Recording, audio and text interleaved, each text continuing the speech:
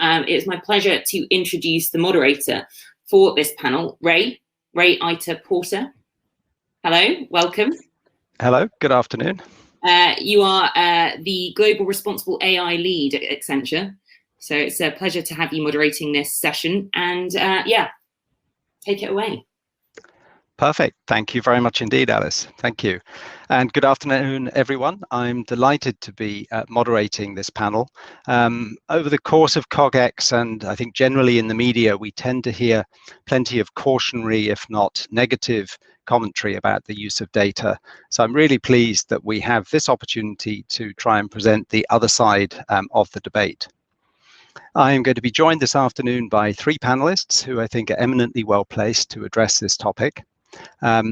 First of all, Sam Gilbert. Sam is a researcher at the Bennett Institute for Public Policy at the University of Cambridge, and he's the author of the new book, Good Data, An Optimist's Guide to Our Digital Future, the very book that gave us the name for this session. Then we have Susannah Storey. Susannah became the Director General for Digital and Media Policy in the Department of Digital Culture, Media and Sport in July 2019. Prior to that, she was Director General at the Department for Exiting the European Union, and previously held other director positions in government and had a career in investment banking. And then we have Jeni Tennison. Jeni is Vice President and Chief Strategy Advisor at the Open Data Institute. She also co-chairs the Data Governance Working Group at the Global Partnership for AI. So she's looking at both making data open to realize its benefits and making its governance trustworthy to minimize harms. I'm going to start by asking each of our panelists to take 3 to 4 minutes to give us their perspective on good data, how it can help us to ensure that we maximize the positive value of data for society and for individuals while minimizing any negative consequences, either intentional or unintentional. So, Sam, can I turn to you first, please? Sure. So thank you very much, Ray, for that very kind introduction. As Ray mentioned, I spend my time now researching these issues of data and digital technology, but actually I spent most of my career up until this point in the commercial world. So initially in online banking at HBOS and then Santander, and then as head of strategy for the data company Experian, and then more recently as co-founder and CMO of a successful fintech startup called Bought by Many. And I guess during the course of that the 20-year period, I've seen a lot of remarkable things that data science can achieve in a business context. So just let me bring that to life with one specific example, which relates to Bought by Many. And when we started that business, our objective at that time was to try and redress some of the power imbalances that exist in financial services and specifically in insurance. So we wanted to serve customers with unusual needs for insurance better. And in order to do that, we built, with the help of a data science company called Kaizen, an enormous database of aggregated and anonymized internet searches for insurance in order that we could find out from this data what the best opportunity was for us to address. And it turned out that the number one best opportunity in that whole database was for pug insurance. So that is insurance for pug dogs, which is kind of surprising. But it turned out there were some really good reasons for that. So at the time, pugs were really popular, and buying a responsibly bred pug puppy from a good breeder would have cost you about £5,000. And yet, if you had a pet insurance policy, the maximum that pet insurance policy would have paid out would have only been £1,000. So essentially that aspect of the cover was useless. At the same time, the pugs are prone to particular health conditions like hip dysplasia and problems with their eyes. Many pet insurance policies at that time would not pay out if you were to make a claim for those conditions. So from that data-driven insight, we were able to identify this need to develop better pet insurance products. And unsurprisingly, we found that for every other breed of cat and dog we looked at, we could find the same insights and the same opportunities. And fast forward to now, 7 years later, Bought by Many protects around 500,000 pets and is actually the UK's newest unicorn as of about a week ago.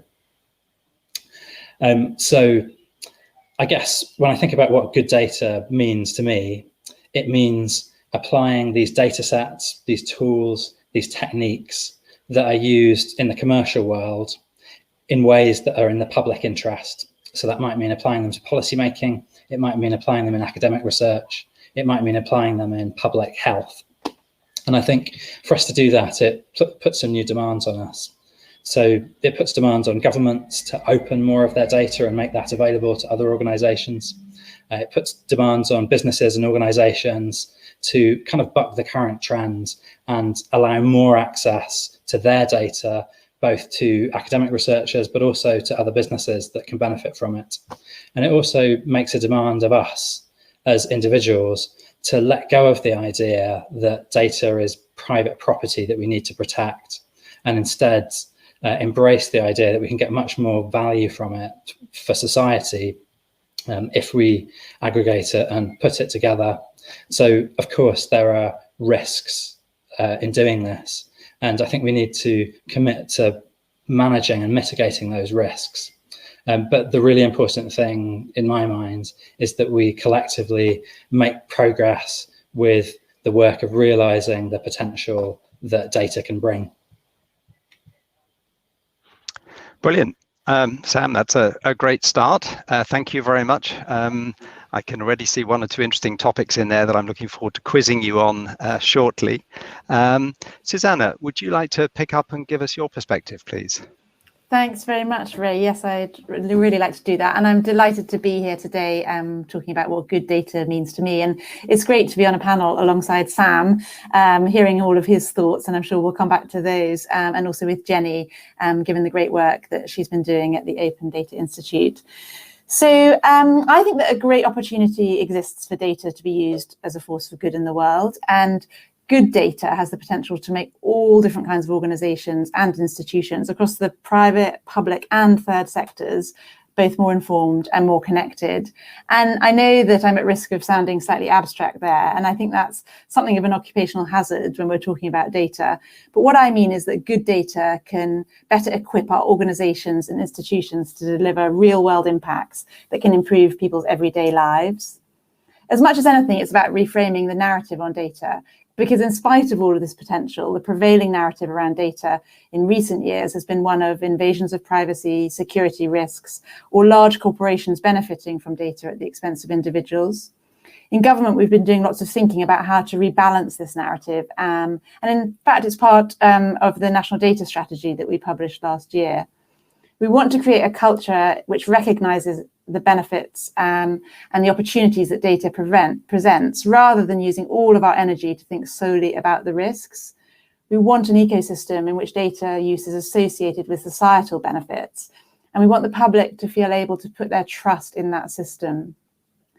As part of realising this vision, the government, of course, needs to practice what it's preaching and make the most of the opportunities presented by data itself. I'm sure we'll hear more about this, but from my perspective, it's hard to overstate the importance of government use of data throughout the pandemic and in our recovery.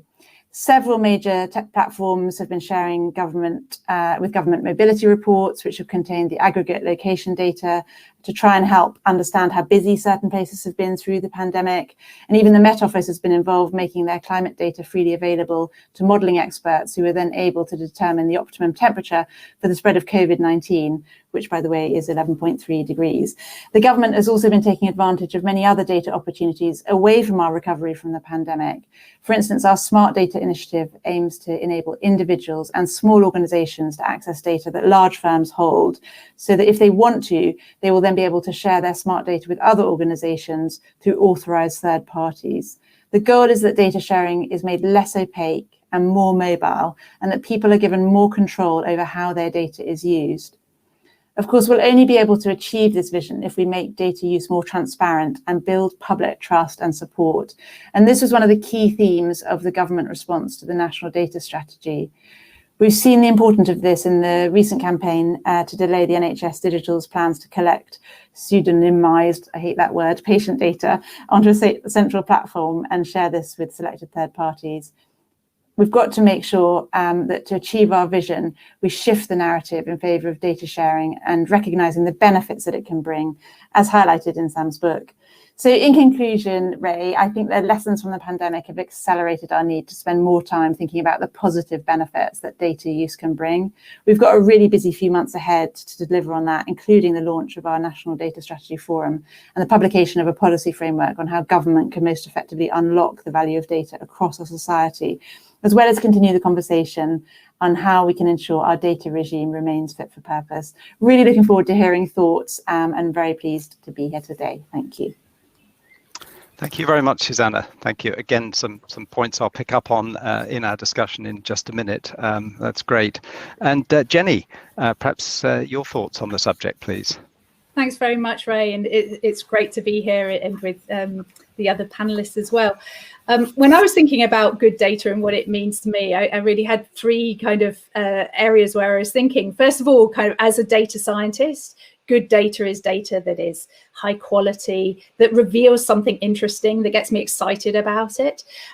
There's something very attractive about data that you can understand and get to grips with. And so that kind of quality aspect of good data is one of the things that came through. And then I was thinking about data uses for good, and that's some of the stuff that Susannah was picking up on, and Sam mentioned as well, how we can use data for societal benefit. At ODI, then we tend to think towards the achievement of the SDGs, for example. And that includes, obviously, economic growth and decent work and innovation, things that are of economic benefit, as well as for the kind of more social benefit things that we often think about when it comes to those SDGs. So there is this aspect of using data for good purposes that makes me think of data for good and good data. But then I was also thinking about the role of people and individuals and communities in the way in which we collect and use data. And there's something about good data being just data, being data that is that brings forth diversity and equity and inclusion. The importance of there being a democratic decision making around the use of data, the importance of participation both from those about whom data is collected and also those on whom data is used, on whom, like when the analysis is done and the tools are created, those tools are going to be used on.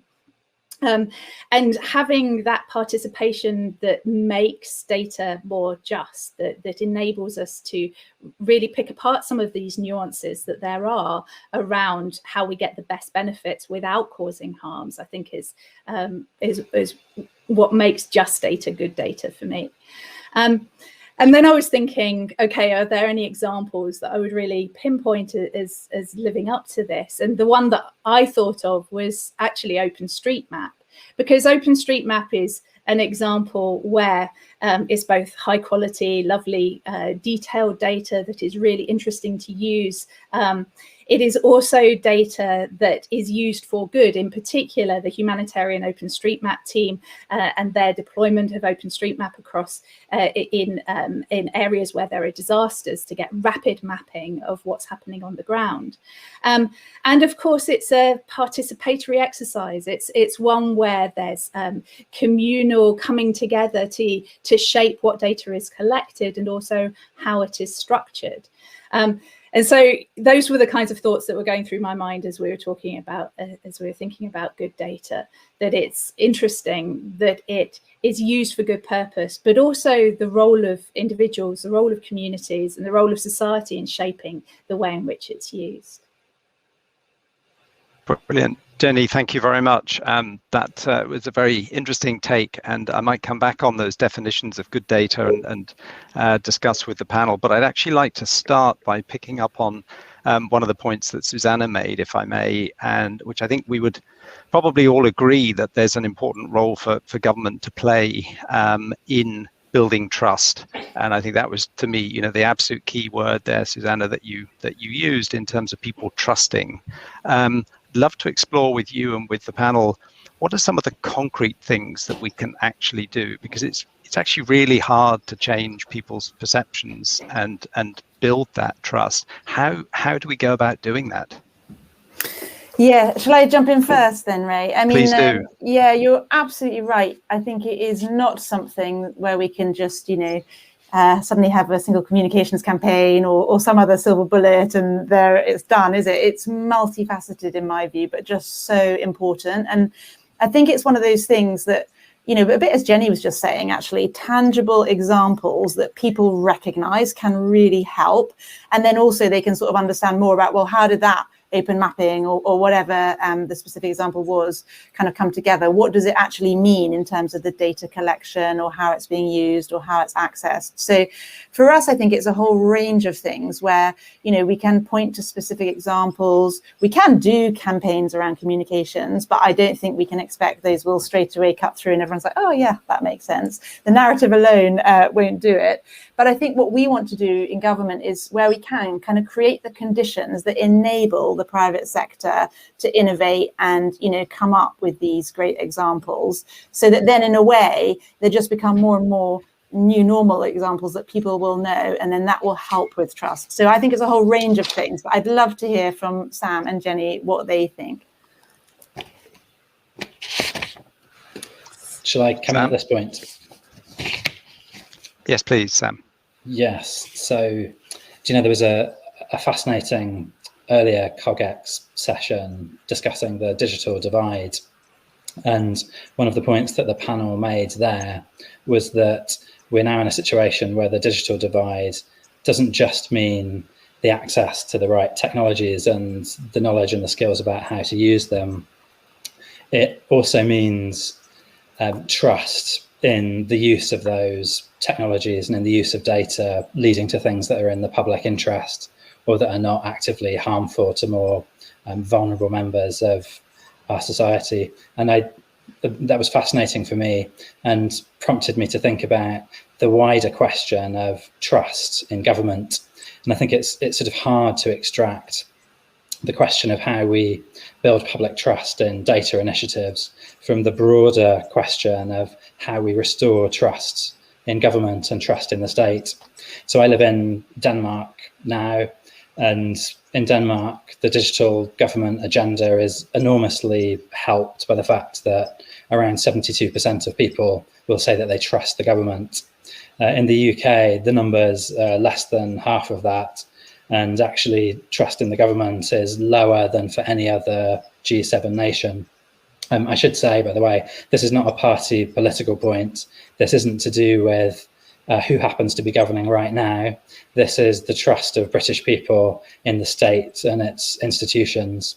So I guess for me, that's probably the most important thing to try and address, is how can we restore people's confidence that the job of the state, the job of government, is to make life better for people, and restore their belief that when government takes action, that is what is going to happen.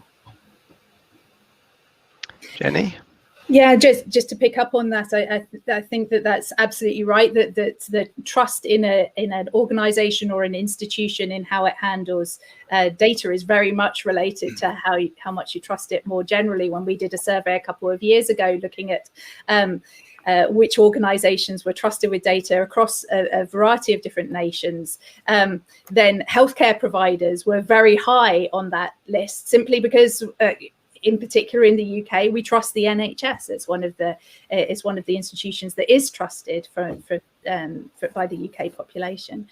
And I think it's also worth bringing out that it does vary by community as well. The way in which I might trust the government as a kind of white middle class, well-educated person is very different from how migrants might, for example, feel about government, and therefore about the use of data by government in particular. But in terms of kind of what to do to build it, I suppose what I've noticed is that where there's gaps in information about how data is being used, then suspicion fills those gaps, right? When information isn't made available about what the intention is with particular data collection or sharing, then we tend to get quite a lot of noise about what might be happening or what might be going on. And so proactive transparency and proactive communication, not in the kind of public communications thing that you were talking about, Susannah, and I agree with you that you can't just tell people that and suddenly change happens, but more in terms of just being much more on top of communicating about good uses of data by government and elsewhere as they are happening and before it becomes a headline, I think is absolutely essential. The other thing another thing that strikes me is demonstrating actually listening. So if an organization has some pushback about its use of data and then just goes ahead anyway, that diminishes trust over time. And so actually demonstrating listening and changing the way in which uses of data go forward is a demonstration that you are engaging with, properly understanding the concerns that people are raising, and that again builds trust over time. And then the third thing I wanted to point out was actually being held accountable, I think also can raise trust in general, not in maybe in the organization itself, but in the system protecting people from misuses and from bad uses. So when the ICO holds up a particular private sector organization as having breached what it needs to do around data protection, for example, that actually raises people's trust that, yes, they are being protected. Somebody has their back. When bad things happen, something will happen to those bad actors as well. So I think it's a whole bunch of those kind of systemic actions that can help to generally get the narrative on a more positive footing. Brilliant. Thank you, Jeni, and thank you to all of the panelists there. I'd like to move on to a sort of slightly another point which I think is related, and that's around sort of data ownership. And Sam, you made the point about data generally being considered to be private property, but perhaps that in your view is not the right way of thinking about it. Then there's another topic that's often talked about around control, and some people suggest that actually if you give individuals more control and ownership over their data, they'll feel more confident about then deciding where and when they share it, how they share it, who has permission. And we've seen some examples like Sir Tim Berners-Lee's Solid Pod initiative, where people might own their data and then have easy ways to give access or revoke access, rather than at the moment where data tends to be given, and once it's given you'll never see it again because it's sort of off in the ether. So I'd love to hear people's views on this issue of ownership or not ownership. Is data a private, and is that actually true of all data, or are there maybe parts that are private, parts that are public? Sam, would you like to go first? Yes, of course, and this is such an interesting and important question. So as you mentioned, Ray, in my opinion, I think we have gone too far towards thinking about data as private property. And I think, first of all, there's a kind of philosophical problem with that, which is that it's in the nature of data to be relational. So, for example, if I go into a pub and I buy a pint of beer from the landlord and I pay for it with my HSBC Visa debit card, it's far from clear that the data that is created from that transaction ought to belong to me, or any more than it ought to belong to Visa or to HSBC or to the landlords. It's kind of in the nature of that data that it expresses a relationship between that event and those actors.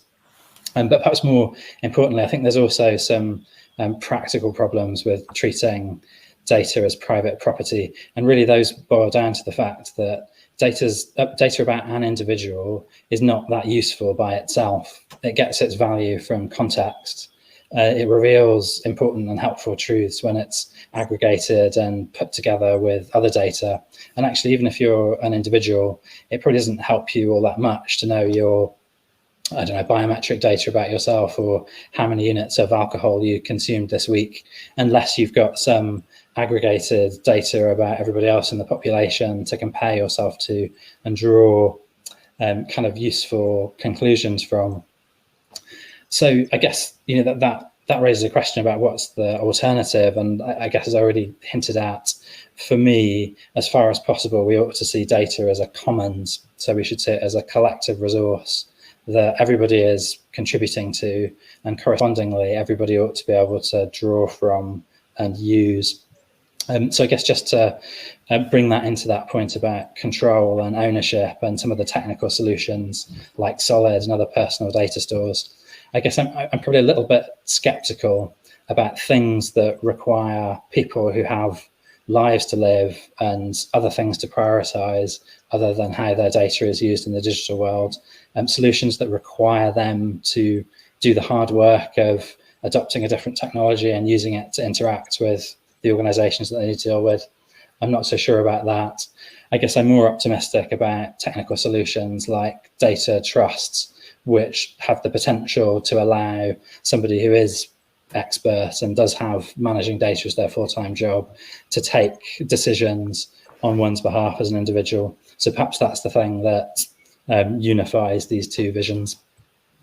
Thank you. Thank you. Susannah, I saw you nodding at data trusts Yeah, there. yeah, very much so. I didn't fully agree with Sam on the last point, but I, on this one, I think do agree with him. I think, you know, it's tricky, isn't it? And I think, Ray, a lot of it goes to your point about control, because there's not always a sort of binary opposition between data privacy and data that benefits the public. And I think what we want to think about in government is setting the right frameworks where we can about responsible data sharing. And I think there is actually work that's interesting around things like data trust, data intermediaries, where you have trusted third parties who sort of steward the flow of data. And also thinking about whether there's technological solutions where we can depersonalize data to still enable population level insights. So I think there's a whole layers and layers of interesting things here, and that's exactly the space we want to be in. And I do think actually that all of the complexity we've all lived through as a society of COVID in the last year, to some extent, has been a catalyzing effect. And what we need to do as policymakers now is take the positives, but very responsibly. And that's why it's so interesting actually to hear from Jeni and Sam, because really, really think those ideas are interesting. Brilliant, thank you. I know you have to leave us shortly. Are there any sort of parting remarks that you might like to make, Susannah? I guess my parting remark is, firstly, thank you for having me, but also there's huge opportunity here. So, you know, I think what we're keen to do is find a way to get to that place and to the positive narrative, which absolutely respects all of the concerns that individuals sometimes have, but, you know, to find a way at government, society level, and in partnership with business where it's appropriate to do so, to sort of see through to that opportunity, because I do think that can create a real step change, and that's what's so exciting. But thank you very much for having me. Thank you very much for joining us. Much appreciated. Jeni, ownership, you know, private, is data my data, or where do you sit? Yeah, I sit very much in the same lines as Sam. So I think one thing that I've found really helpful is to understand the difference between who data is collected about, like the donors of data, and who data is used to affect, which can often be completely different people, right? And the fact that those are distinct groups means that we're in a situation where people who might make decisions about consent about their data about them being collected for use are then having an effect on what happens to some completely unconnected people. And Sam's description is kind of about using Visa cards is kind of one of those examples. You know, a very small piece of information about, I might protect, you know, a lot of information about myself all of the time, but a very small piece of information about me can link me to the buying habits of lots of other middle-class, middle-aged white women who will be, that will therefore be used in order to make assumptions about what I might buy, and fairly accurate assumptions about what I might buy as well. And that means that we're in a very tricky position about trying to think of data as being just about individuals and individual choices, because we have this more collective effect of data on us as communities, as populations, as societies. And that's for me why those more collective models of governance of data, so things like data trust, data, or as we call them at ODI, data institutions more generally, organizations whose purpose is to steward data on behalf of others, usually for some kind of good economic and social purpose, that these kinds of organizations are absolutely crucial in making sure that those judgments about when data should be used and what for are really made. I would draw one distinction with what Sam was saying, which is I don't think that data is all a commons, right? It shouldn't all be available for everyone. I'm not sure he really meant that. But there do need to be those kind of governance mechanisms about who gets access and for what purpose. And we need decision-making bodies that are able to do that in participatory ways in order to get to a good place with data. Fantastic. Sam, I don't know if you want to respond just to that question about the data commons being everything or part. Just to say that I welcome Jeni's qualification, which I completely agree with. Perfect. Thank you. We kind of touched on this a little bit earlier, but the pandemic obviously gave us examples of incredibly important use of data. I wonder, and that was obviously achieved also through some extraordinary legislation, etc., to give access to data and so on. Be interested in any other practical lessons that you think come out of this last 18 months where we've all been more digital and data driven, things that we can take away, and should really build on going forwards. Jeni, it looks like you're ready to say something there. I'm happy to. I suppose two things that I would highlight. So one is that I think, like Sam, I tend to think of data as something that we use to make decisions, to take actions. But actually, one of the things that's been highlighted in the pandemic is that simple provision of information to people is incredibly reassuring. Being able to see cases and vaccine rollout, for example, helps us to know that government is on top of these activities, or not so on top of at times, right? But it gives it simple information is useful, as well as actionable information being useful. And I think that has some implications about the role of transparency in general around information, in particular from government.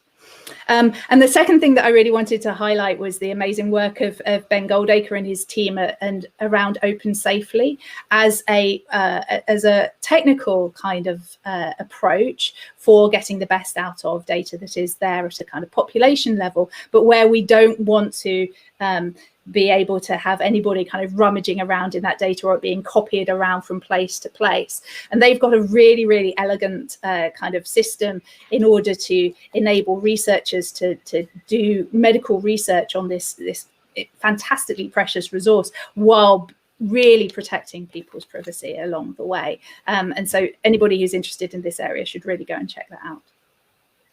Yeah, very good shout out, Jeni. Thank you. Yes. Sam, any observations? Yeah, so I'd love to add a couple of things. So one of the most exciting projects to come out of the pandemic response for me was work done by Bill Lampos and his team at University College London to forecast COVID spread using Google search data. So they successfully developed and deployed a model which could predict COVID cases 17 days in advance of conventional public health surveillance measures. So that's kind of really remarkable and important work, very helpful in a UK context, and particularly because they've now developed a model that can do that at a more granular geographic level. But we also saw some very inspiring demonstrations of the power that kind of approach can have in other contexts.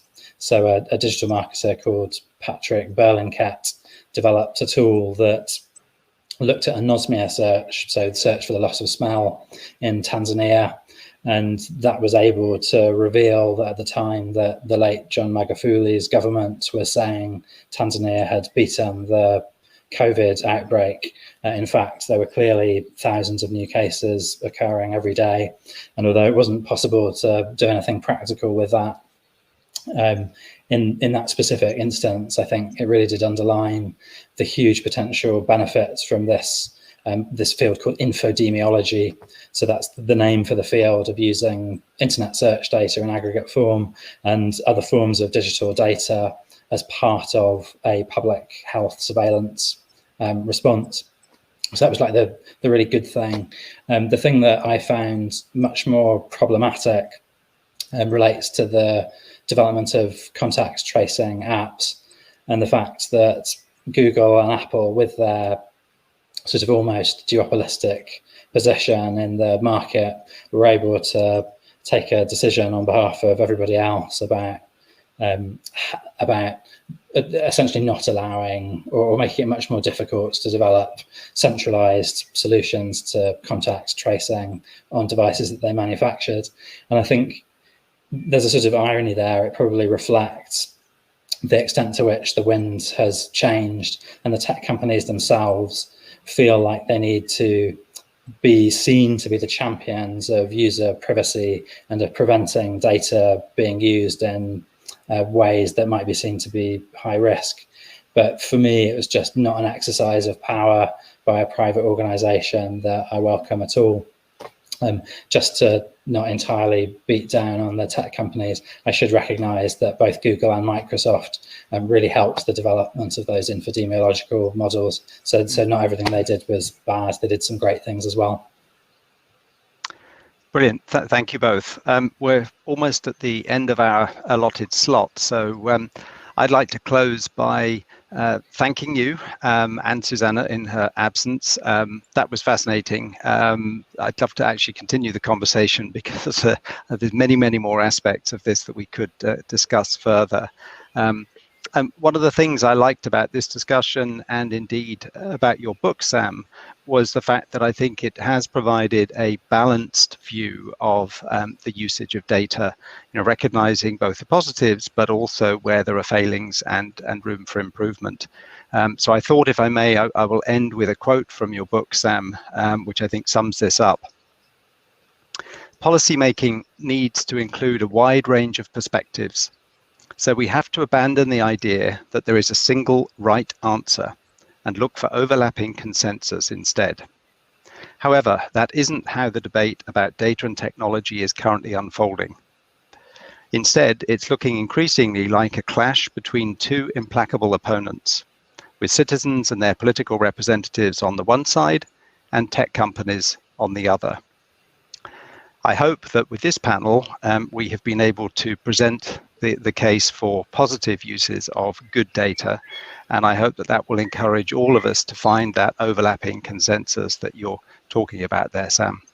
So thank you again to our panelists, and thank you to you, our audience, for tuning in.